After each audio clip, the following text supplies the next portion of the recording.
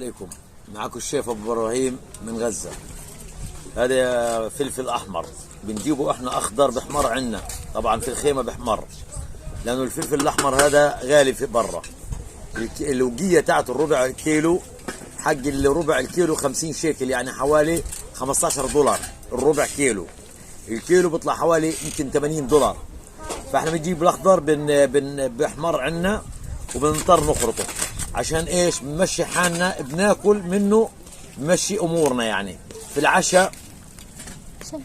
العشاء وفي الافطار، يعني بحط الواحد نتفه وبياكل مع رغيف وبمشي حاله.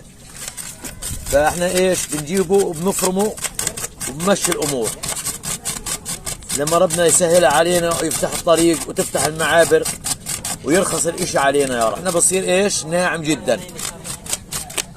تابعوا معانا يا جماعة وتفرجوا عليه لما انا افرمه واظبط فرمه. مشينا هذا يومين ثلاثة اللي مشي حالنا بنجيبه، بيجي اخضر بحمر عنا بديل ايش؟ الفلفل اللي في السوق، لانه في السوق غالي والله. فبنفرمه وبنظبطه هيك، بيطلع ايش؟ فلفل مطحون، وبنحط عليه نتفة جرادة عشان يطعم طعمه، ونتفة حامض اللي هي المادة الحامضة لأنه فيش ليمون في البلد. وصلوا على النبي يا جماعة، وشاهدوا معانا يا جماعة، ولايقونا وتابعوا معانا، وكل واحد فاتح على صفحته ومتابع معايا. الله يعطيه الصحة يا رب ويبعد عنه الأمراض كلها يا رب العالمين. وانتم شايفين الوضع صعب عنا، والحمد لله رب العالمين، والله الحمد لله. بدنا يفتح المعابر تسلك الأمور والناس كلها يتوفر لها شيء. عندنا غلا وكوا والله يا شيخ، والله ما حد قادر يشتري حاجه في السوق. الوضع صعب يعني. انا جيت من الاقصى اني رجعت مغمى علي من الوضع اللي انا بسمعه. الكيلو ب 40 يعني 10 دولار اقل حاجه اليوم ب 10 و15 دولار. الله يعين الناس، والله الله يعين الناس. مش عارف كيف الناس بدها تمشي حالها. انا رحت بطول على سبة اجيب حاجات بسيطه لاهل الدار، والله ما قدرت، سحبت حالي والله العظيم وروحت. والله العظيم صعب يعني. بنجيبه هيو اخضر وبحمر شويه وبنفرمه عنا حسب نمشي حالنا مع اي حاجه بناكله وخلص، مع رز مع عدس مع اي شيء. الوضع والله صعب يا جماعه، والحمد لله رب العالمين.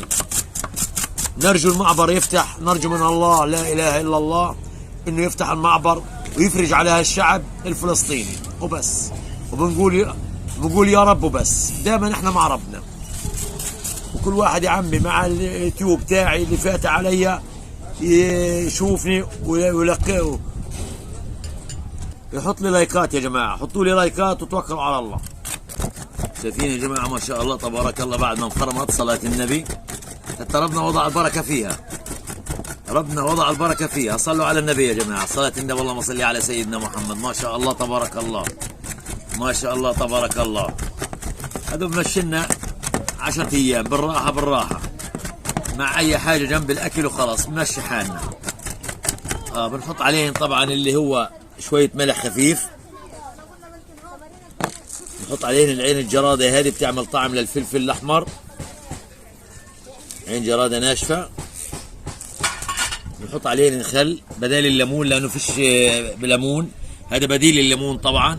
هذا لو ليمونه صفرة بنحط عليه بيطلع طعم مرتب، بس ما عندناش المعابر مسكره. الحامض الليمون هذا طبعا مغشوش يعني، بس بديل الليمون. الليمون اقل ليمونه بدها يمكن 10 دولار اقل ليمونه، هذا بديل. ايش بدنا نسوي؟ هذا الليمون شغل غزه يعني اي كلام، بس ايش يعني؟ ايش هو منه يعني؟ صورة الليمون هاي مكتوب عليه الليمون، بس اي يعني ريحه ليمون، نكهه ليمون خفيفه بديل الليمون. طبعا الليمون ما عندناش، لقيت يمكن شهرين ثلاثه شفناهوش خالص. لقيت بنفرم بنعيد عليه مع العين الجراده، بيدي نكهه وبيدي طعم.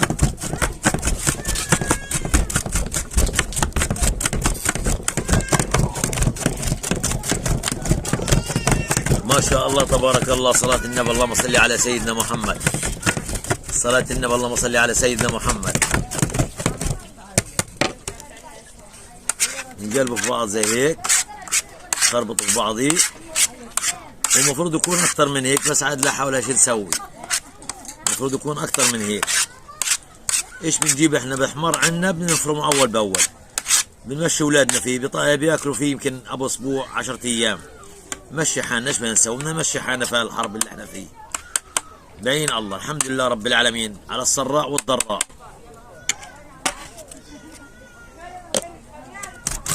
هو تقريبا هيك خلاص جاهز للاكل، يعني بنحط منه معلقه جنب العدس جنب الرز.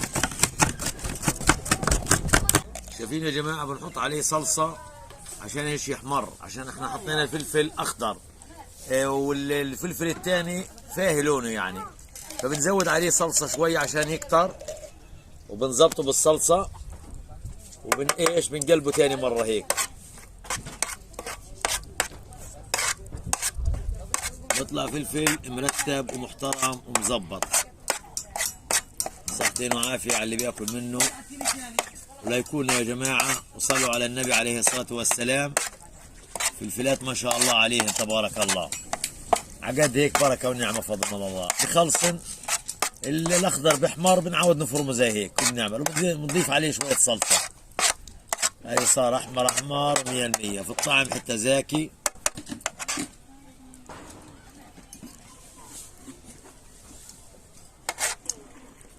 اوه حاجه مرتبه تمام. تمام هيك نعبيه.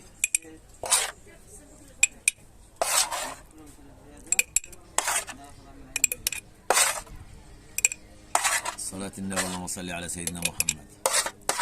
ما شاء الله. لا يكون يا جماعة، لا